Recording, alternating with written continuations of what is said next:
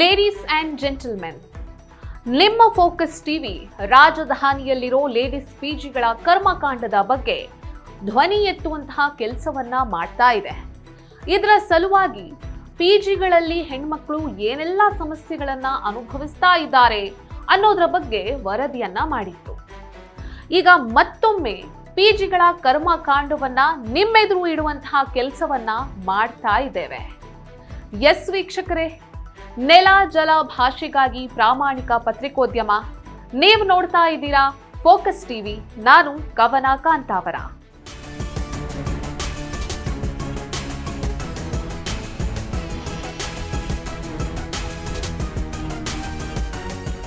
ವೀಕ್ಷಕರೇ, ಮೊನ್ನೆಯಷ್ಟೇ ಭಾರೀ ಆಲಿಕಲ್ಲು ಮಳೆಗೆ ಬೆಂಗಳೂರಿನ ಶಿವಾಜಿನಗರ ಸಮೀಪದ ಬೌರಿಂಗ್ ಆಸ್ಪತ್ರೆ ಕಾಂಪೌಂಡ್ ಕುಸಿದು ಸುಮಾರು 7 ಜನ ತಮ್ಮ ಪ್ರಾಣವನ್ನ ಕಳೆದುಕೊಂಡಂತಹ ದಾರುಣ ಘಟನೆ ನಡೆದಿತ್ತು. ಈ ವಿಚಾರವನ್ನ ಯಾಕೆ ಪ್ರಸ್ತಾಪ ಮಾಡ್ತಿದ್ದೀನಿ ಅಂದ್ರೆ, ಇದೇ ರೀತಿ ಮಳೆ ಬಂದಾಗ ಪಿಜಿಗಳಲ್ಲಿ ಯಾವ ರೀತಿ ಮುನ್ನೆಚ್ಚರಿಕೆಯನ್ನ ವಹಿಸಲಾಗುತ್ತೆ, ಪಿಜಿಗಳು ಸೋರೋದು, ಪಿಜಿಗಳು ಜಲಾವೃತವಾಗೋದು, ಜೋರು ಮಳೆಗೆ ಕರೆಂಟ್ ಇಲ್ಲದಿರೋದು, ಇಂತಹ ಸಮಸ್ಯೆಗಳು ಮುಂದಾದಾಗ ಪಿಜಿ ಓನರ್ಗಳು ಏನು ಮಾಡ್ತಾರೆ? ಕರೆಕ್ಟ್ ಟೈಮ್ಗೆ ರೆಂಟ್ ಪೇ ಮಾಡಿ ಅಂತ ಪದೇ ಪದೇ ಮೆಸೇಜ್ ಹಾಕಿ ಕಾಲ್ ಮಾಡೋ ಪಿಜಿ ವಾರ್ಡನ್ಗಳು, ಓನರ್ಗಳು ಅಲ್ಲಿರೋ ಹೆಣ್ಣು ಮಕ್ಕಳು ಸೌಕರ್ಯವನ್ನ ನೀಡಿ ಅಂತ ಕೇಳಿದಾಗ ಮಾತ್ರ ಮೌನ ವಹಿಸೋದು ಯಾಕೆ?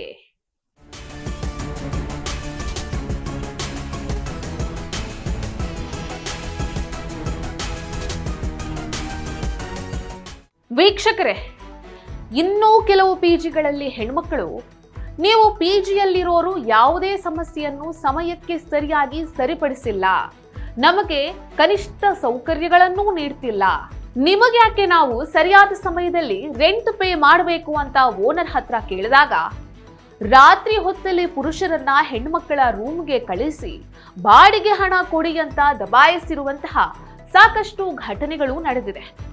ಹಾಗಾದ್ರೆ ಕೊಡುವ ಹಣಕ್ಕೆ ಸರಿಯಾದ ಸೇವೆ, ಸೌಕರ್ಯವನ್ನ ಕೇಳೋದು ಕೂಡ ಅಪರಾಧನ?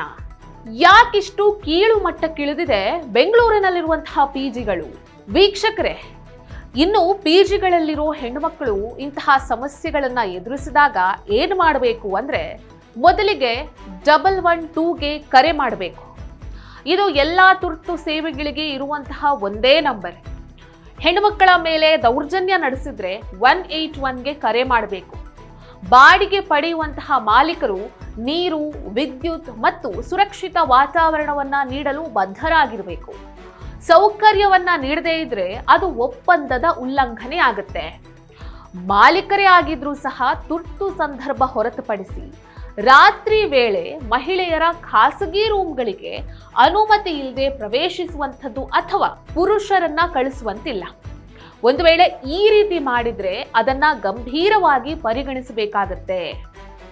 ಇದು ನಮ್ಮ ಅಭಿಯಾನ. ಬದಲಾವಣೆಯತ್ತ ಫೋಕಸ್ ಟಿವಿಯ ಸಣ್ಣ ಹೆಜ್ಜೆ. ನೆಲ ಜಲ ಭಾಷೆಗಾಗಿ ಪ್ರಾಮಾಣಿಕ ಪತ್ರಿಕೋದ್ಯಮ. ನೋಡ್ತಾ ಇರಿ ಫೋಕಸ್ ಟಿವಿ.